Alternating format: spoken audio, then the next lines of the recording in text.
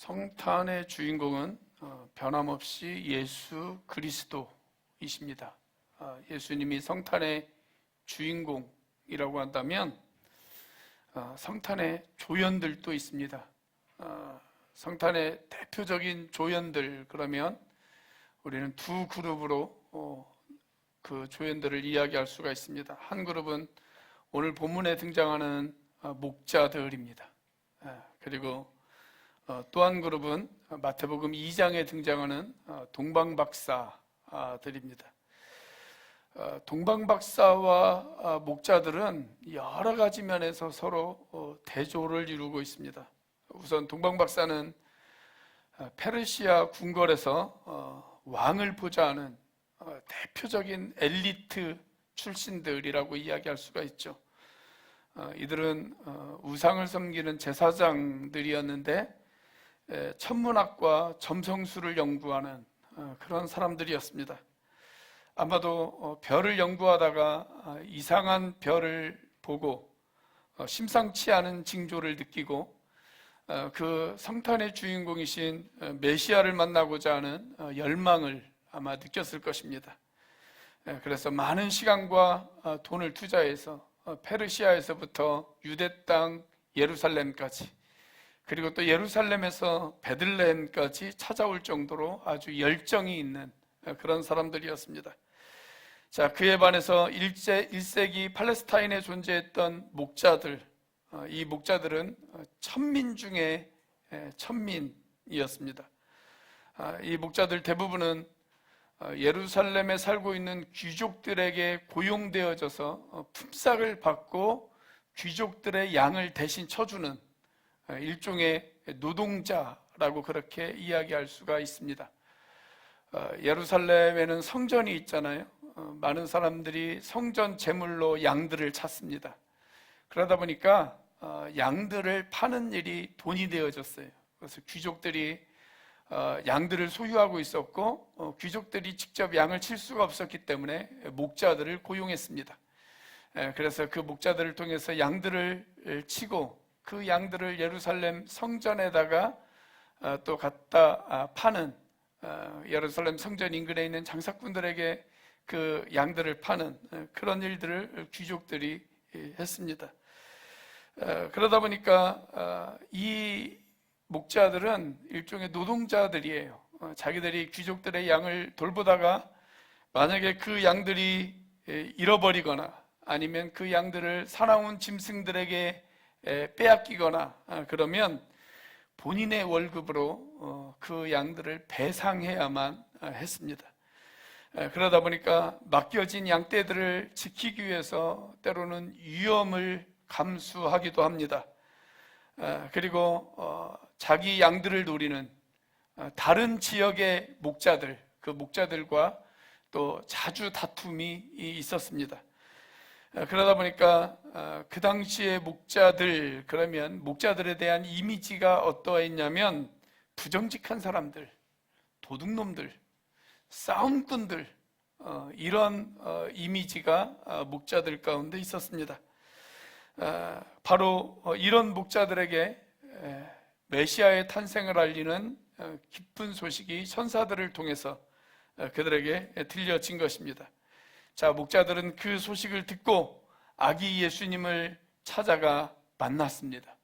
그리고 그들의 인생이 바뀌기 시작합니다. 자, 메시아로 오신 아기 예수님을 만나고 목자들의 인생은 과연 어떻게 변했을까요? 동시에 또 목자들이 아기 예수님을 만나고 그들의 인생이 바뀌었다면 오늘 우리는 메시아이신 예수 그리스도를 만나고 우리의 인생이 어떻게 바뀌어야 할까요? 첫째, 목자들은 예수님을 만난 뒤에 믿음의 사람이 되었습니다. 믿음의 사람이 되었습니다. 자, 우선 이 목자들에게 전해진 천사들의 메시지 무엇이었습니까? 우리가 지난 성탄절에 살펴본 누가복음 2장 11절과 12절 말씀으로 한번 되돌아가 보도록 하겠습니다. 자, 누가복음 2장 11절과 12절 말씀을 다시 한번 같이 한번 읽어보도록 하겠습니다. 시작. 오늘 다윗의 동네에서 너희에게 구주가 나셨으니 그는 곧 그리스도의 주님이시다.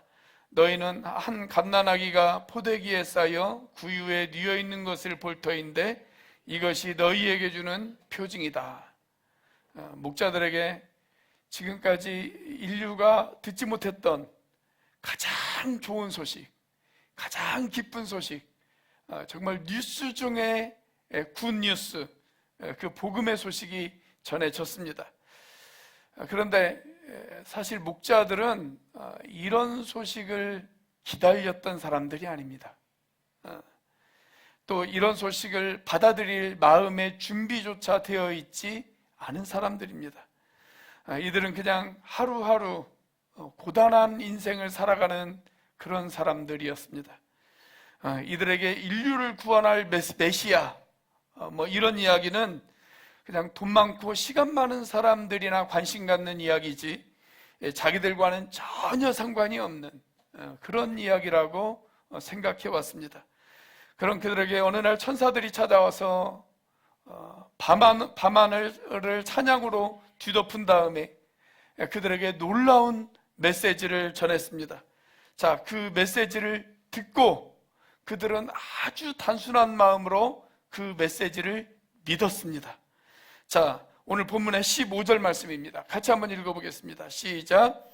천사들이 목자들에게서 떠나 하늘로 올라간 뒤에 목자들이 서로 말하였다. 베들레헴으로 가서 주님께서 우리에게 알려주신 바 일어난 그 일을 봅시다. 그들은 천사들의 말을 믿었어요. 자, 먼저 귀로 들었어요. 천사들의 이야기를 들었어요. 그리고 그들은 그걸 마음으로 믿었습니다. 듣고 믿었어요. 그리고 나서 이제 그것을 자기들의 눈으로 확인해 보고 싶어 했습니다. 그래서 이야기합니다. 베들레헴으로 가서 우리에게 일어난 그 일을 우리가 한번 확인해 보자. 자, 목자들의 들판에서 베들레헴까지의 거리는 약 2km 정도 되어집니다. 우리가 지금 예배드리는 이 예배당에서 아마 한 하기까지의 거리, 그 정도의 거리가 되어질 것입니다. 자, 그 거리를 그들은 빠르게 달려갔습니다. 자, 16절 말씀이죠. 같이 한번 읽어보겠습니다. 시작. 그리고 그들은 급히 달려가서 마리아와 요셉과 구유에 누워있는 아기를 찾아냈다. 자, 급히 달려가서 마침내 아기 예수로 오신 그 메시아를 만난 것입니다. 만났어요. 여러분이 지금 베들레헴에 가보시면 예수님이 탄생한 그 동굴 구유 위에 교회가 하나 세워져 있습니다. AD 531년 로마의 유스티아누스라고 하는 황제가 세운 교회인데 지금 이스라엘 지역에서 가장 오래된 건물 가운데 하나로 그렇게 꼽혀지고 있는 그런 건물입니다. 얼마나 견고하게 잘 지어놨으면 이 지역이 지진이 많은 지역이잖아요. 그런데 이 지진이 많은 지역에 무려 1500년 동안이나 지금 굳건히 잘 버티고 있습니다.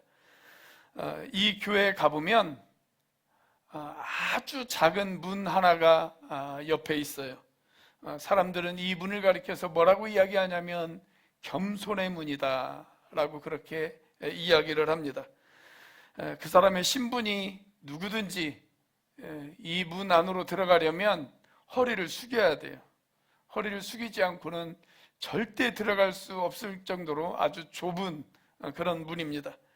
자, 그래서 이 문을 통해서 들어가면 거기에 기둥들이 있고 그 앞에 제단이 놓여져 있습니다. 그리고 그 제단 뒤쪽으로 계단이 하나 있는데 그 계단으로 내려가면 거기에 동굴이 존재합니다. 폭이 3.5m, 길이가 13m 정도 되어지는 그런 동굴이 하나 등장해요. 그 동굴이 바로 예수님이 탄생한 구유 동굴입니다. 그 동굴 안에 바닥에 보면 은으로 만든 14각의 별이 새겨져 있습니다. 이 14각형의 별에는 라틴어로 글씨가 새겨져 있는데 어떤 글씨가 새겨져 있냐면 이곳에서 예수 그리스도께서 동정녀 마리아에게 탄생하셨다 라고 하는 글귀가 적혀 있습니다. 그런데 순례객들이 하도 만져가지고 지금은 그 글씨가 거의 다 지워져서 잘 보이지를 않는다고 그래요. 왜 14각형의 별이냐? 여러분들이 마태복음에 보시면 거기 예수님의 족보가 등장을 하잖아요. 그런데 예수님의 족보가 어떻게 기록이 되어 있냐면 14세대씩 끊어서 기록이 되어 있습니다. 아브라함부터 다윗까지가 14세대고, 다윗부터 바벨론 포로 때까지가 14세대고, 바벨론 포로 때부터 예수 그리스도까지가 14세대입니다. 그래서 그 14세대를 상징하는 별의 모양이에요. 14각으로 그렇게 되어져 있습니다. 바로 여기에서 목자들은 메시아이신 예수 그리스도를 만난 것입니다. 자, 들에서 양을 치며 살았던 목자들, 그들은 밤이 되면 밤하늘을 올려다보면서 고단한 하루 일을 떠올렸을 것입니다. 그랬던 그들에게 메시아 탄생 소식이 들렸습니다. 듣고 믿었습니다. 듣고 믿었습니다. 그랬기에 그들은 한 걸음에 달려와서 아기 예수님을 찾아왔고, 그리고 그 아기 예수님에게 경배했습니다. 여러분, 로마서 10장 17절 말씀은 저와 여러분들에게 이렇게 말씀하고 있지 않습니까? 여러분, 우리들의 믿음이 어디에서 나온다고요? 들음에서 나옵니다. 믿음은 들음에서 나옵니다. 자, 그 들음은 무엇으로 비롯됩니까? 그리스도의 말씀으로 비롯됩니다. 그러니까 여러분, 말씀을 들어야 믿음이 생깁니다. 말씀을 들어야 믿음이 생겨요.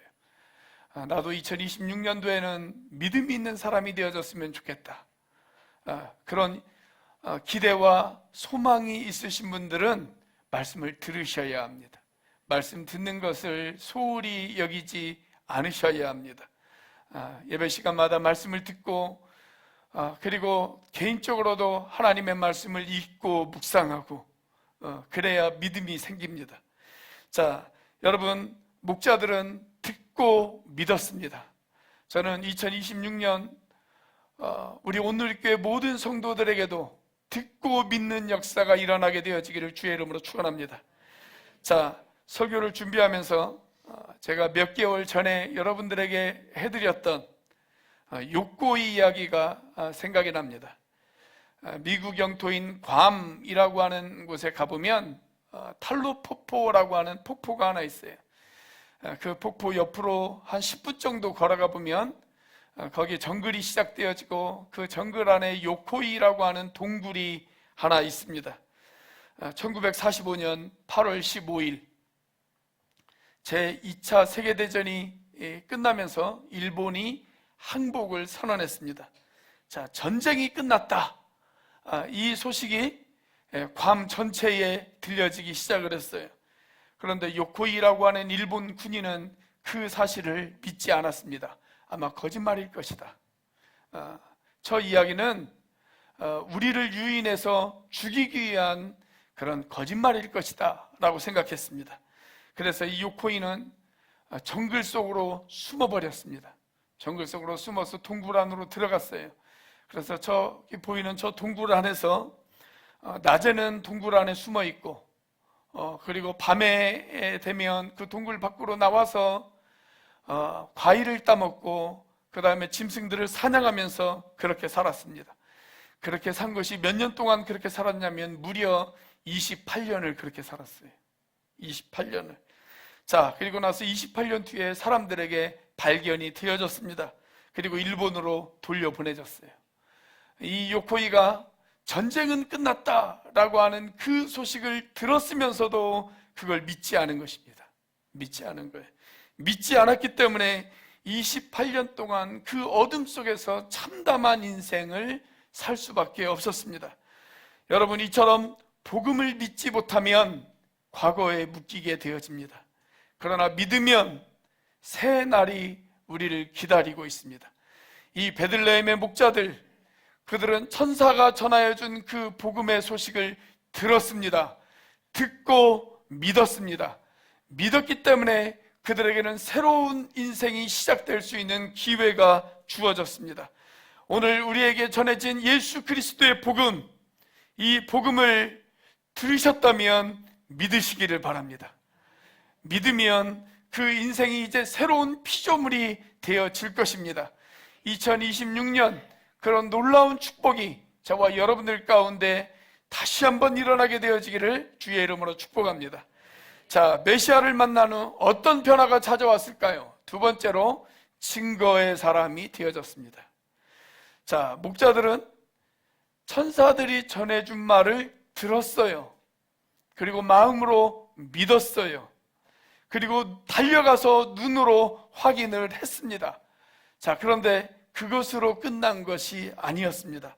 자, 어떻게 했냐면 자기들이 듣고 믿고 본 것을 이제는 전했습니다.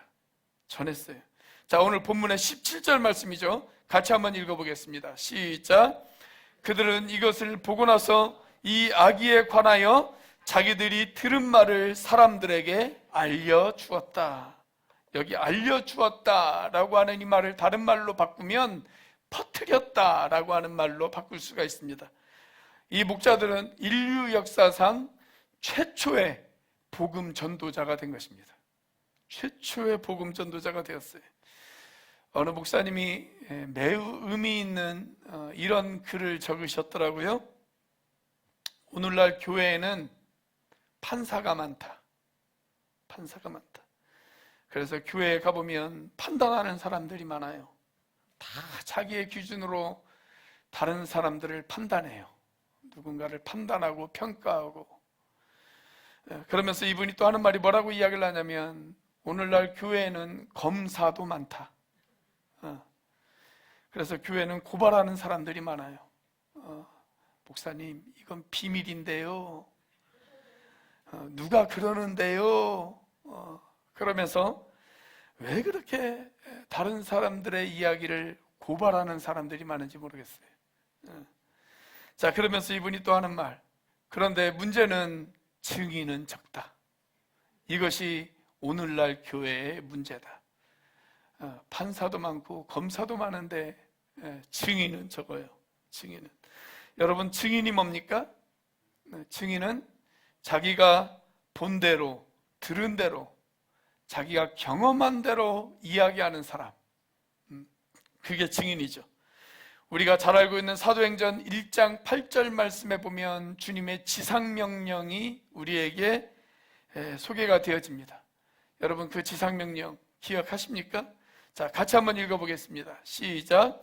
그러나 성령이 너희에게 내리시면 너희는 능력을 받고 예루살렘과 온 유대와 사마리아에서 그리고 마침내 땅끝에까지 이르러 내 증인이 될 것이다. 증인이 되는 일. 주님은 저와 여러분들에게 증인이 되라고 그렇게 이야기를 하십니다. 증인이 되는 일. 여러분, 증인이 되는 일 쉬울까요? 어려울까요? 사실 증인이 되는 일은 그렇게 어렵지 않습니다. 왜냐하면 자기가 본 대로, 들은 대로, 자기가 경험한 대로 이야기만 하면 되기 때문에 그렇습니다. 내게 찾아온 예수, 내가 만난 예수, 내가 만난 예수님을 그대로 이야기만 하면 되는 것, 그것이 증인이죠. 우리가 구약성경 열왕기하 7장을 읽어보면 거기에 이스라엘에 큰 기근이 찾아와요.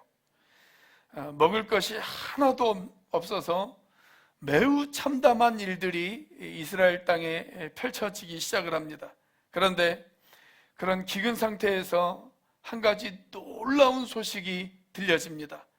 사마리아에 가면 거기에 먹을 것과 입을 것과 마실 것이 지천에 깔려 있다는 거예요. 그런데 사람들이 그 사실을 믿지 않아요. 여러분, 복음 아니에요? 먹을 것이 없는 그 시대, 기근이 있어서 먹을 것이 없는 그 시대에 먹을 것이 지천에 깔려 있다. 복음이죠.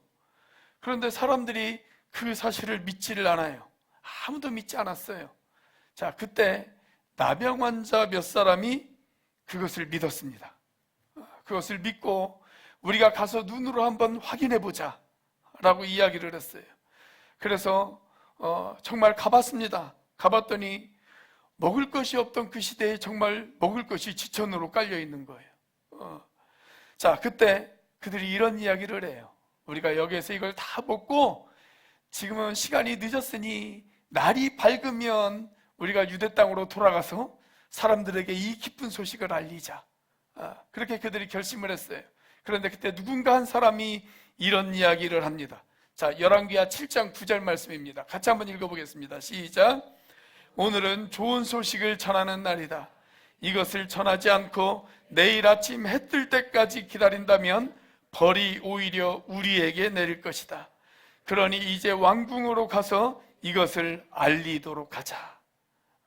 내가 듣고 보고 경험한 것, 이걸 어떻게 우리가 내일까지 기다린다는 것은 이건 우리에게 범죄다. 우리가 범죄를 저지르는 것이다. 지금도 굶어 죽어가고 있는 사람들이 있다. 그렇기 때문에 이걸 지체하지 말고 지금 가서 전하자. 지금 가서 전하자. 여러분, 이것이 바로 증인이죠. 이게 바로 증인이에요. 내가 듣고 보고 경험한 것을 즉각적으로 이야기하는 사람, 이것이 바로 증인입니다. 제가 조금 전에 예수탄생 기념교회를 여러분들에게 소개해 드렸는데, 이 교회에 연관된 아주 흥미로운 역사 하나를 여러분들에게 소개해 드리도록 하겠습니다.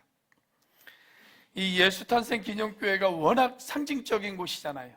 예수님이 탄생한 곳이니까 워낙 상징적인 곳이다 보니까 현재 이 지역을 놓고 세 개의 종파가 소유권을 놓고 서로 다투고 있습니다. 한 울타리 안에 세 개의 종파가 소유권을 서로 주장하고 있어요. 그리스 정교회, 아르메니아 정교회, 그리고 로마 카톨릭, 이렇게 세 종파가 소유권을 나누어서 그렇게 관리하고 있습니다. 그래서 여러분들이 이 작은 겸손의 문을 통과해서 이 예수 탄생 교회 안으로 들어가 보면 한 울타리 안에 여러 개의 건물이 있어요. 서로 소유권을 주장하다 보니까 서로 각자 예배당을 지은 거예요. 이 안에 여러 개의 건물이 있습니다. 그래서 이 그리스 정교회 바로 옆에 로마 카톨릭이 세운 교회가 하나 있어요. 로마 카톨릭이 세운 교회를 가리켜서 우리가 성 캐더린 성당이라고 이야기를 합니다. 자, 크리스마스 이브가 되어지면 지금도 이 성 캐더린 성당에서 미사를 드립니다. 그리고 거기에서 드리는 그 미사가 전 세계에 방송이 되어집니다. 자, 그런데 이 성 캐더린 성당 지하로 내려가면 거기에도 동굴이 하나 있어요. 그 동굴을 가리켜서 우리가 성 제롬 동굴이라고 그렇게 이야기를 합니다. 자, 그러면 제롬이라고 하는 사람이 누구냐? 자, 카톨릭 교황 중에 다마소라고 하는 교황이 있었어요. AD 366년, 그러니까 예수님이 돌아가시고 나서 불과 그냥 몇백 년 안 된 사람이죠. 초대교회가 막 시작했던 그런 시대입니다. AD 366년부터 384년까지 교황으로 있었던 사람입니다. 자, 그런데 이 교황의 친구이면서 이 교황의 비서였던 사람이 누구였냐면 제롬이었어요. 본명은 히에로니무스라고 하는 사람인데, 자, 이 제롬이 차기 교황으로 거의 기정사실화 되었습니다. 지금 교황이 죽으면 다음 교황은 이 제롬이 되어질 것이다. 사람들이 다 그렇게 여겼어요. 자, 그런데 막상 교황 선거를 했는데 이 제롬이 낙선을 했습니다. 떨어졌어요. 그래서 깊은 좌절에 빠져서 분노와 실망을 가지고 이 사람이 어디로 오냐면 베들레헴으로 옵니다. 로마에서 베들레헴으로 와요. 자, 베들레헴에 와서 예수님이 탄생한 동굴 근처를 이렇게 돌아다니다가 거기에서 무엇을 보냐면 수많은 아기 유고를 발견하게 되어집니다. 예수님이 탄생했을 때 헤롯 대왕이 2살 이하의 모든 사내 아이를 다 죽여라. 자기의 경쟁 상대를 없애기 위해서 2살 이하의 모든 사내 아이를 다 죽여라, 이런 명령을 내렸죠. 그 아기들의 유해를 발견한 거예요. 자, 그 유고를 보면서 이 제롬이 이런 생각을 합니다. 저 아기들은 예수님을 대신해서 목숨을 바쳤는데 나는 겨우 교황 자리를 탐내는 일에만 열심을 내고 있었구나. 이런 생각을 해요. 자, 그래서 그 아기의 유골 중에 하나를 가지고 예수님이 탄생한 동굴로 찾아옵니다. 그리고 그 예수님이 탄생한 그 동굴 인근에다가 동굴을 하나 만들어요. 동굴을 하나 만들어요. 자, 그 동굴이 섬 제롱 동굴입니다. 자, 그리고 그 동굴 앞에 유골을 넣고, 그래서 여러분들이 이 동상을 보시면 발 밑에 유골이 있어요. 아이의 유골 하나가 이렇게 조각이 되어져 있어요. 자, 자기의 그 성 제롬 동굴에다가 유골을 하나 놓고 하나님 앞에 이렇게 기도합니다. 주님, 이 아기들은 주님을 위해 목숨을 바쳤고 주님을 위해 생명을 드렸는데 저도 주님을 위해서 무엇인가를 드리고 싶습니다. 제가 제 인생을 어떻게 드려서 주님을 전해야 될지 저에게 가르쳐 주세요. 제 인생을 어떻게 드려서 제가 증인의 삶을 살아야 될지 저에게 가르쳐 주세요. 그렇게 기도를 해요. 근데 이분이 아주 대단한 학자였거든요. 교황의 비서까지 할 정도였으면 엄청난 학자죠. 아주 똑똑한 사람이었어요. 그래서 히브리어도 능통했고 헬라어도 능통했고, 그 다음에 그 당시에 사람들이 보편적으로 사용했던 라틴어에도 아주 능통했던 그런 사람이었습니다. 자, 그런데 그 당시에 성경이라고 하는 것이 히브리어와 헬라어로만 기록되어져 있었거든요. 자, 그래서 그러면 이걸 많은 사람들이 읽을 수 있도록 라틴어로 번역을 하자. 라틴어로 번역을 하자. 그러면 지금보다 더 많은 사람들이 성경을 읽을 수 있을 것이고, 그러면 더 많은 사람들이 예수 그리스도를 만날 수 있지 않겠는가? 내가 이것을 라틴어로 번역해서 복음을 전하는 증인의 역할을 감당하자. 이런 생각을 하게 되었습니다. 그래서 이 동굴 안에서 성경을 번역하는 작업을 해요. 자, 그렇게 해서 탄생한 번역본 성경이 뭐냐면 유명한 벌게이트 성경, 또는 우리가 불가타 성경이라고 하는데 히브리어, 헬라어로 되어져 있는 성경을 라틴어로 번역한 성경입니다. 유럽에서 상당히 오랫동안 사람들이 이 성경을 읽으면서 그들은 주님 앞에 많은 사람들이 돌아왔습니다. 그가 번역한 성경이 복음을 전하는 위대한 도구로 쓰임을 받은 것입니다. 사랑하는 여러분, 오늘 여러분과 저는 어떻게 예수 그리스도의 복음을 전하는 증인의 역할을 감당하고 있으십니까? 예수님 당시 사람들에게 무시당했던 이 목자들도 그 증인의 역할을 감당했다면 여러분, 저와 여러분들도 하실 수 있습니다. 하실 수 있습니다. 내가 지금 살아있는 이유, 내가 지금 숨을 쉬고 있는 이유, 그것은 내가 만난 예수 그리스도를 전하는 일을 하라고, 그 증인의 삶을 살라고 주님께서 우리에게 우리의 삶을 허락하시는 줄 믿으시기를 바랍니다. 이제 2026년 새해를 하나님이 우리에게 주시는 이유, 그 복음 증거의 삶을 살라고 우리에게 주시는 그 시간임을 우리가 기억하고 그 사명을 잘 감당하시는 저와 여러분들의 삶이 되어지시기를 주의 이름으로 축복합니다. 자, 메시아를 만난 후 이들의 삶이 어떻게 변화되어졌을까요? 세 번째로 찬양의 사람이 되었습니다. 찬양의 사람이 되어졌어요. 자, 아기 예수를 만나고 이 사람들은 믿음의 사람이 되었습니다. 그리고 그 아기 예수님의 탄생 소식을 전하는 증인의 삶을 살았습니다. 그리고 결과적으로 그 일을 통해서 이들은 하나님을 찬미하는 그런 찬양의 사람이 되어졌습니다. 자, 오늘 본문 20절 말씀입니다. 같이 한번 읽어보겠습니다. 시작. 목자들은 자기들이 듣고 본 모든 일이 자기들에게 일러주신 그대로임을 알고 돌아가면서 하나님께 영광을 돌리며 그를 찬미하였다. 자, 이 목자들이 예수님을 만나고 돌아간 뒤에 그들의 삶이 어떤 삶을 살았는지 거기에 대해서는 성경에 기록되어 있지 않습니다. 하지만 분명한 것은 이 목자들 때문에 목자들에 대한 이미지가 바뀌었다는 거예요. 목자들에 대한 이미지가 바뀌었어요. 그 그 이전의 목자들에 대한 이미지는 싸움꾼이고 도둑놈이고 천한 사람들이고 그렇게 생각을 했습니다. 그런데 그 뒤에 목자들에 대한 이미지가 사람들이 어떻게 바뀌었냐면 고귀한 하나님의 사람들, 예수 탄생의 기쁜 소식을 전한 사람들, 그렇게 이미지가 바뀌었어요. 아주 친근한 이미지로 바뀌지 않았습니까?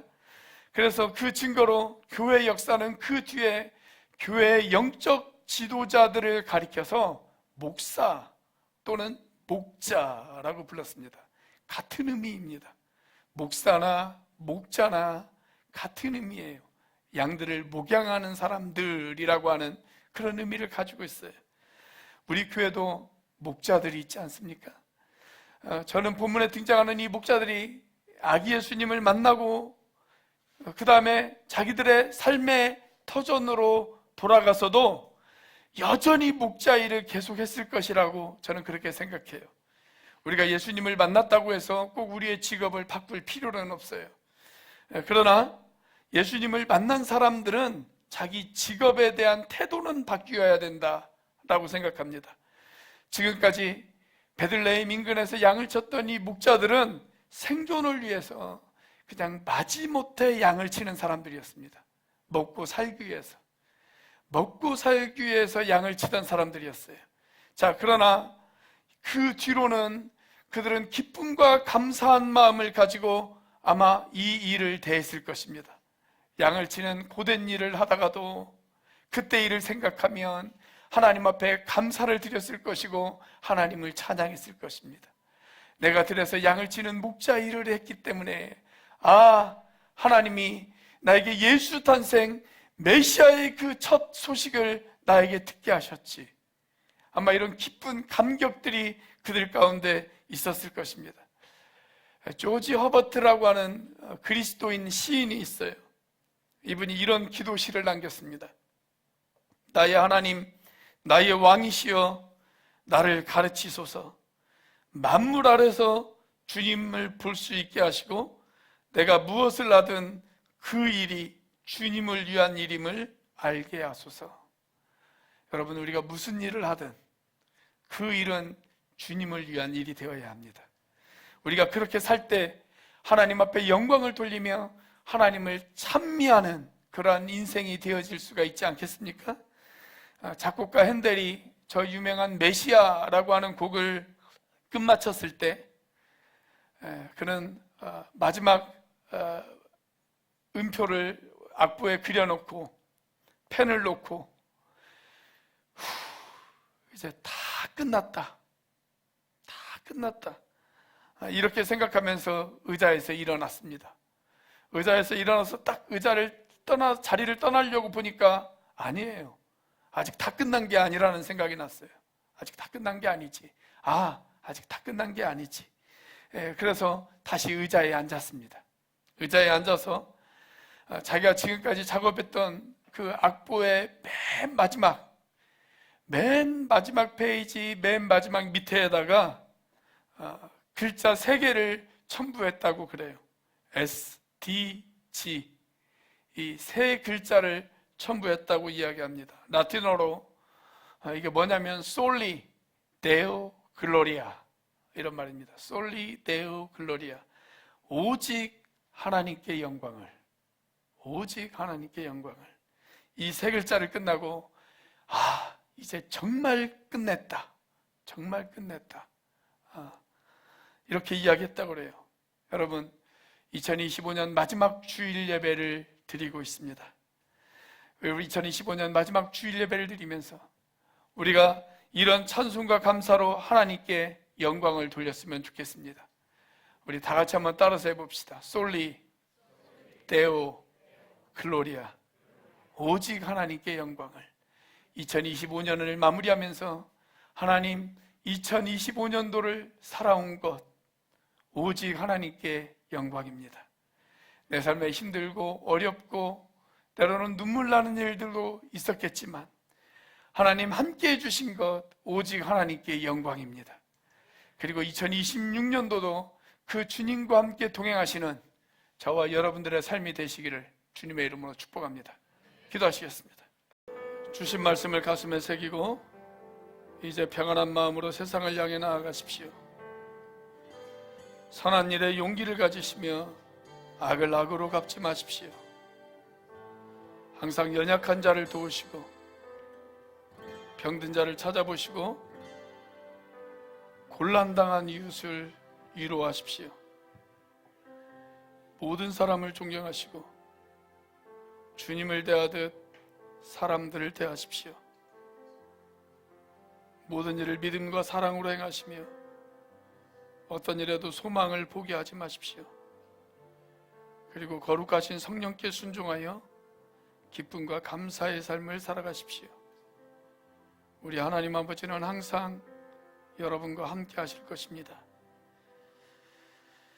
이제는 우리를 위하여 십자가에 달리신 성자 하나님의 은혜와 그 독생자를 죽기까지 내어주신 성부 하나님의 사랑과 지금도 그 사랑을 깨닫게 하시고 충만하게 하시는 성령 하나님의 교통하심이 메시아를 만나 고달픈 인생이 그들의 한숨이 하나님을 찬양하는 소리로 바뀌었던 목자들처럼 우리의 삶 가운데도 그런 변화된 인생을 살아가기로 작정하는 하나님의 자녀들 머리 위에 영원부터 영원까지 함께 하시기를 예수님의 이름으로 축복하며 기도하옵나이다.